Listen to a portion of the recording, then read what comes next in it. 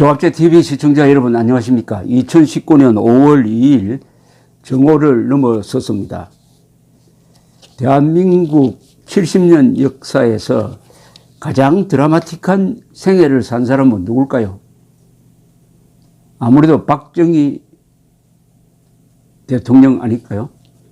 그분의 출생부터 그분의 죽음까지가 한국 현대사의 기복을 그냥 나이테처럼 반영하고 있습니다. 딸과 함께 임신했다 해가지고 어머니가 끈질기게 뱃속 아기를 지우려고 했으나 막지 못했습니다. 그렇게 해서 태어난 박정희 62년 동안 살고 그중에 18년 동안 대한민국의 군력자가 되어가지고 오늘 이런 나라를 만들었습니다. 그 형은 좌익운동을 하다가 우익손에 죽고 부인은 북한 간첩손에 피살당하고 자신은 부하손에 죽었습니다. 그 따님은 지금 감옥에 있습니다. 이런 박정희에 대해서 저희 전기가 13권입니다. 이 13권을 요사이 조갑제닷컴에서 유튜브로 낭독을 해드리고 있습니다. 낭독. 이 낭독을 매일 하다가 보니까 고정 독자들이 생겼습니다.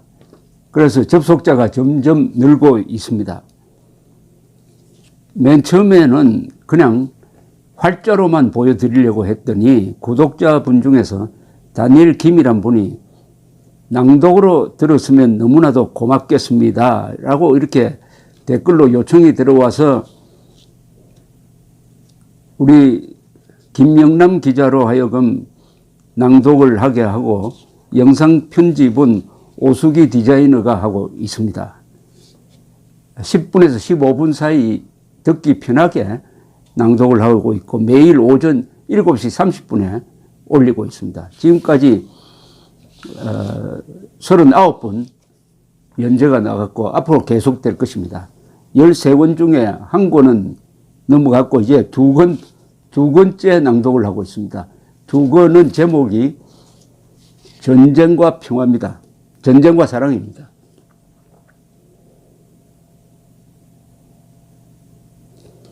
일권은 주로 출생과 교육과정 그리고 교사생활 그리고 만주군관학교 일본 육사 등까지 취급을 했는데 이제 대한민국 건국과 함께 군 장교로 임관된 그러니까 만주국 장교 그다음에 잠시 일본군 장교 세 번째로 대한민국 장교로 임관된 박정희 앞에 덮친 시련 이념 대결 박정희의 좌익 모험 그리고 이혈란이라는 여자분과의 애틋한 사랑 이야기 그리고 앞으로 나오겠습니다만은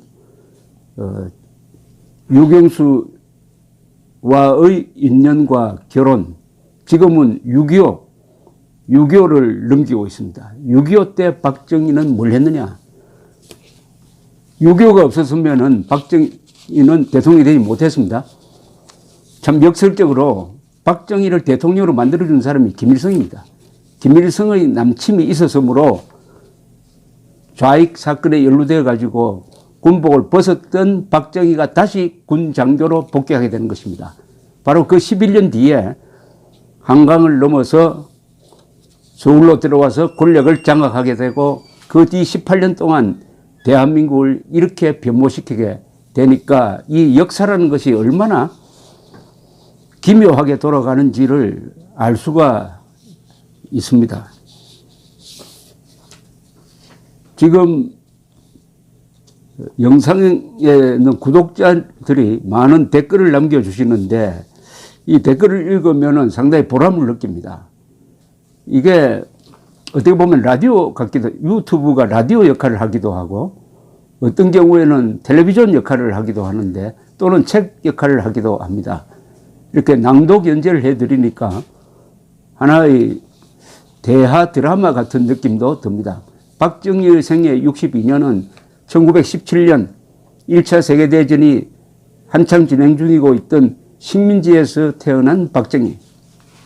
그 뒤에 우리 한민족이 겪었던 고난, 즉 식민지의 수탈, 그리고 해방 후의 혼란, 그리고 6.25 후에 전쟁 복구, 그리고 4.19, 5.16 이런 식으로 쭉 연결되는 이 속에서 박정희는 그 한복판에 있었습니다.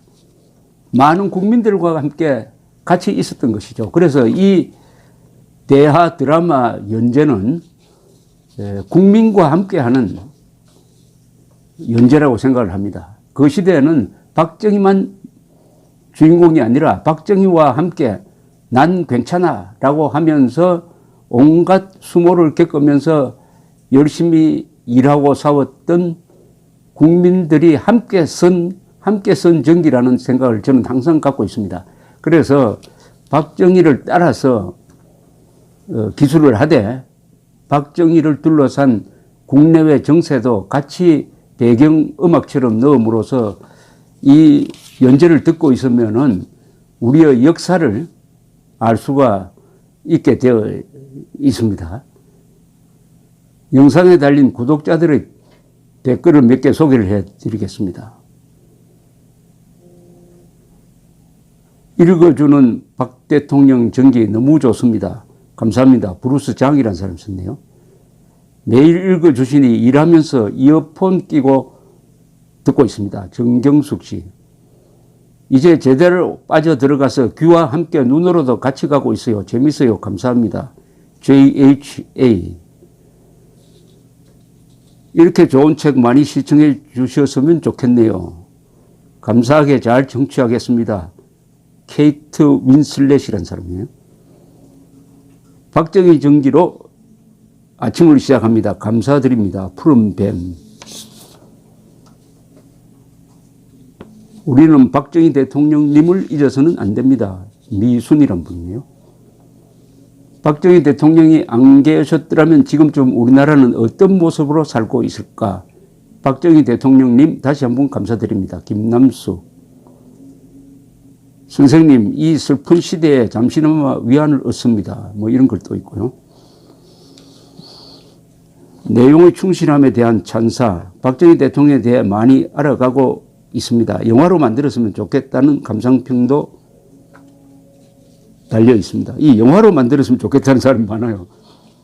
사실은 이게 드라마로는 과거에 제5공화국이든지 제3공화국 하여튼 박정희 5.16을 다룬 드라마는 있습니다. 그러나 영화로 한번 만들었으면 좋겠다는 생각이 드는데 지금까지 박정희를 다룬 영화가 없었던 건 아니죠. 효자동 이발소라고 좀 왜곡하고 박정희를 부정적으로 보는 뭐 그때 그 사람이란 좀 이상한 영화도 있긴 있었습니다.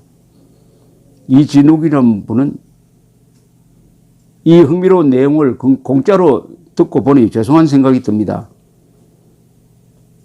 그러면서 또 이렇게 썼습니다. 제가 영화 드라마 제작자면 한번 만들어 보고 싶은 생각이 들 정도입니다.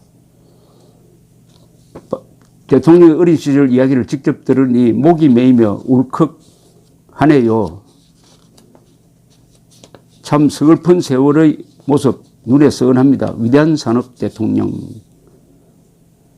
유경수 여사밖에 몰랐었는데 김호남에 이어 이현란 등장. 이게 뭔가요? 박정희의 사랑과 전쟁. 백선엽 장군이 박정희 생명의 은인이었네요. 뭐 이런 거죠. 남침의 정확한 시기를 예측한 것도 대단하지만 이런 보고를 묵살하고 날 잡아 접수한 미군과 정치권 국군 수뇌부들이 한심하네요. 감사합니다. 여기에 댓글을 많이 남겨주시는 고정 독자님들이 계십니다. 백선우 씨, 배미숙 씨, 정경숙, 푸른뱀, 양반장, 엘사, 김남숙 씨 등 아주 고정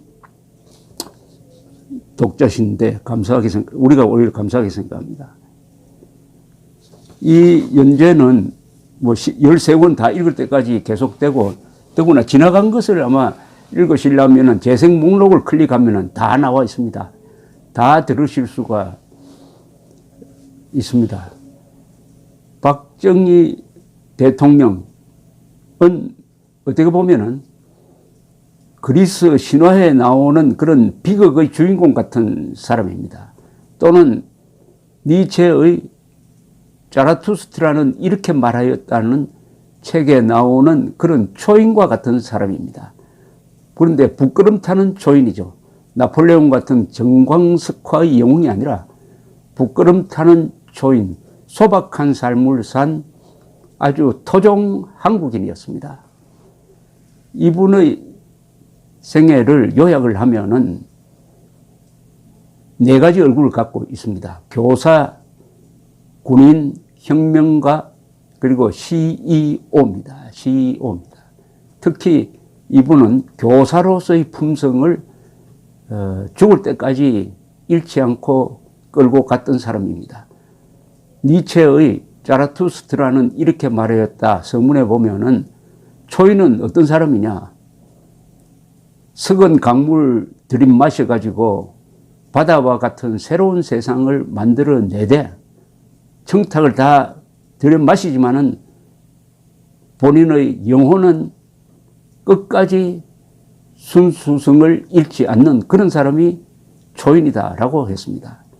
박정희가 바로 식민지, 분단, 전쟁, 가난, 굴욕의 더러운 세상을 들이마셔가지고 바다와 같은 새로운 세상, 대한민국을 만든 거죠. 그 과정에서 최악의 조건에서 최단시간 내에 최소한의 희생으로 최대의 업적을 남겨가지고 오늘 삶의 질에서 세계 랭킹 한 15등 가는 나라, 국민 평균 수명이 세계 10등 안에 들어가는 나라, 1인당 국민소득이 3만 달러 이상이고 인구가 5천만 이상이면서 민주주의를 하는 나라, 세계 7대 강국으로 만들어낸 키가 164cm밖에 안 되는 박정희 이야기를 계속 경청해 주시기 바랍니다. 감사합니다.